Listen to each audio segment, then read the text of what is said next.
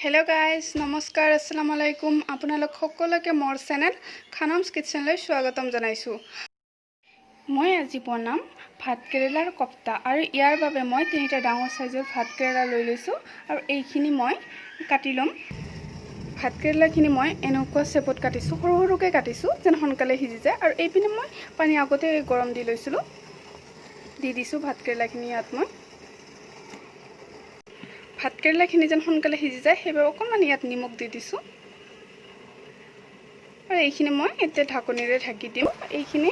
ভালদৰে সিজি গৈছে এতিয়া মই এইখিনি ভালদৰে সানি লম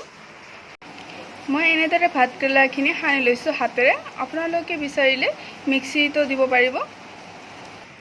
ইপিনে মই এক টুকুৰমান আদা লৈছো সৰু সৰুকৈ কাটি লৈছো আৰু এটা সৰু সাইজৰ নহৰু লৈ লৈছো জলকীয়া লৈ লৈছো আৰু এটা মিডিয়াম সাইজৰ পিয়াজ হাফ লৈ লৈছো আৰু কেইটামান গোলমৰিচ লৈছো এইখিনি গুটেইখিনি এতিয়া মই মিক্সি দি দিম মিক্সি জাৰ এটা লৈ লৈছো তে গুটেইখিনি মিশ্ৰণ মই দি এইখিনি মই পেষ্ট বনাই লম ইয়া ভাত কেৰেলা এইখিনি হাতেৰে মই সানি লৈছিলো কিন্তু অকণমান ডাঠ থকাৰ বাবে এইখিনি মই আকৌ গ্ৰাইণ্ড কৰি লৈছো আৰু ইপিনে মই সুজি লৈ লৈছো অকণমান আৰু এইখিনি মই পেষ্ট আদা নহৰু পেষ্টখিনি আৰু ইয়া বেসন লৈছো হাফ পিয়াজখিনি আছিল সেইখিনি কাটি লৈছো সৰু সৰুকে ইপিনে লৈছো মই হালধি গুৰি অকণমান জলকীয়া গুৰি আৰু এইখিনি গৰম মছলা গুৰি লৈছো আৰু ইপিনে জিৰা আৰু ধনিয়া গুৰি আৰু সোৱাদ অনুসৰি নিমখ লৈ লৈছো ভাত কেৰেলাখিনিত এতিয়া মই বনাই লোৱা পেষ্টখিনি এড কৰিম পিয়াজখিনি দি লৈছো সুজি দি লৈছো বেসনখিনি দি লৈছো এতিয়া অলপ অলপকে দিব এতিয়া মই জলকীয়া হালধি এইখিনি গুৰিখিনি দি লৈছো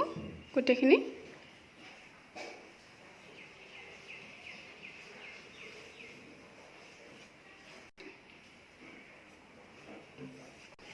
এতিয়া এই গোটেইখিনি মিশ্ৰণ মই ভালদৰে সানি লম ইয়াত মই অকণমান ময়দা এড কৰিম ময়দা নিদিলেও হ'ব মিশ্ৰণখিনি বহুত বেছি টাইট নকৰিব আৰু বহুত বেছি নৰম নকৰিব এনেকুৱা ধৰণৰ কৰিব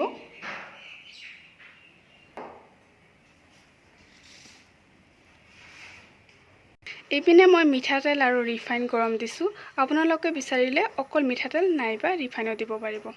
এতিয়া মই মিশ্ৰণখিনি এনেদৰে গোল গোলকে দি দিম তেলত আপোনালোকে বিচাৰিলে লাৰু বনাই দিব পাৰিব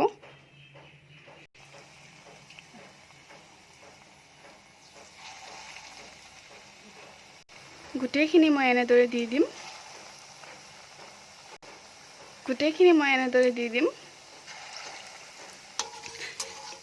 এইখিনি মই মিডিয়াম টু লো ফ্লেমত ফ্ৰাই কৰিম আৰু চাওক একেবাৰে গোল্ডেন কালাৰ হৈ গৈছে এতিয়া মই এইখিনি নমাই লম